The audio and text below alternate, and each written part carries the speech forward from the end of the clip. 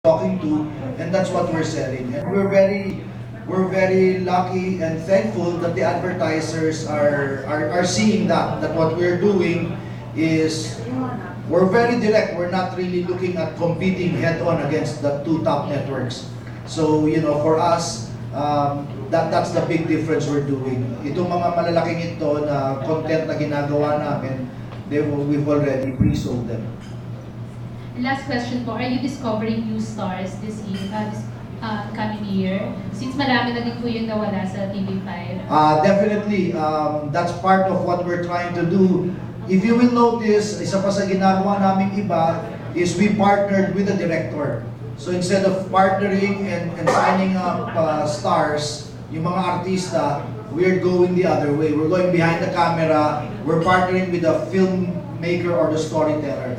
And when he does those movies and those series, then hopefully in that process we discover new names, new stars, younger actors and talents.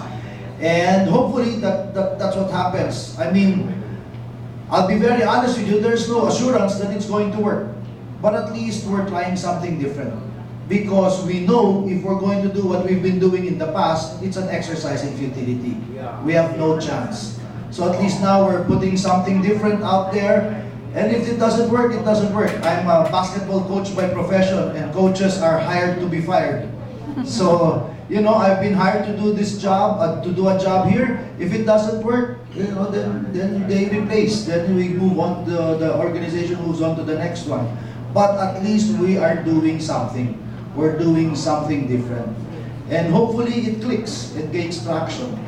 That's our hope. Pwede pong bonus question na lang. If ever po na may, si Direk Brillante, meron siyang short role for Baron Geisler, are you willing? Anytime!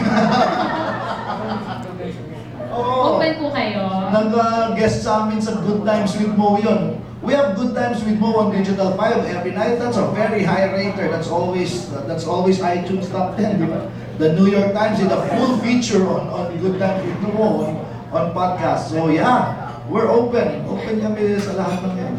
So kayo po ang mabuhay sa career ni Baron? Basta hindi siya banda. Ewan ko lang kung banda ng kung ano man. Pero kami, we're wide open. So, Thank you so much. Sir Mario, are you ready with your question?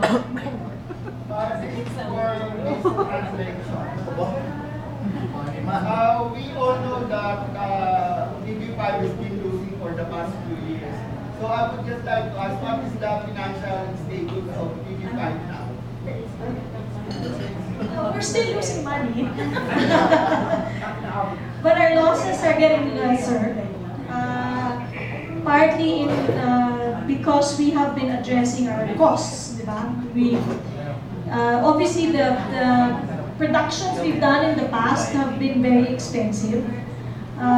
When you compete against the two giants, you necessarily have to spend. And taking a different path that we're doing is both a very strategic move we're taking, delivering a different audience, but it's also financially sound. The costs that we're incurring are substantially less than what we were spending in the past from a production cost perspective. And we're also addressing our overhead costs to allow us to be very flexible to compete forward. Because we understand the industry is changing. Advertising money is also moving from traditional TV, and we do want to capitalize digital, which is why we're investing in digital. So we have a very clear plan forward to diversify our revenue sources away from just traditional TV ads, and also bring down our cost structure to address the financial position of TV5.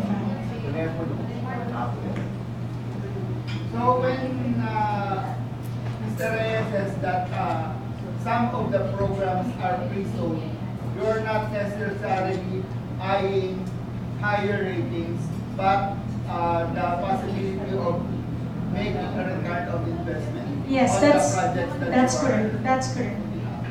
Yeah, what we give to our advertiser is a unique product unique proposition that that they support. They deliver an audience. It's not going to rate the way ABS and GMA delivers ratings, but we felt that doing that means we're giving them a different audience, which is additive to them as well. And there are some aspects of the show which we think give them better value. And I think you'll see us execute that over the course of 2017. So it's not just about ad spots. I think that's our mantra. We go beyond that. So we play differently.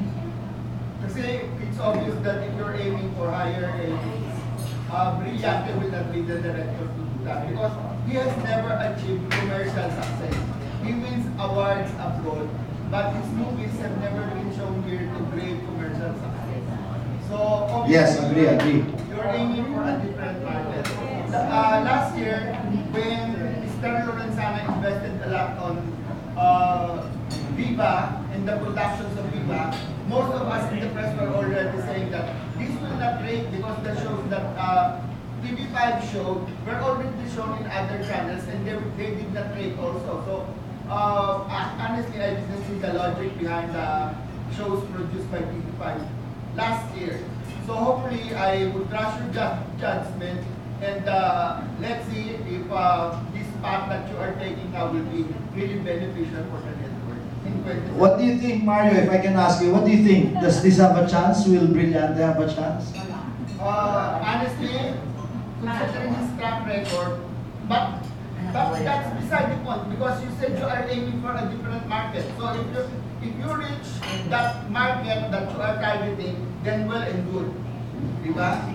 So if you're aiming for the regular market, the regular ordinary massa viewers, then definitely I don't think Brillante should be the director of your show.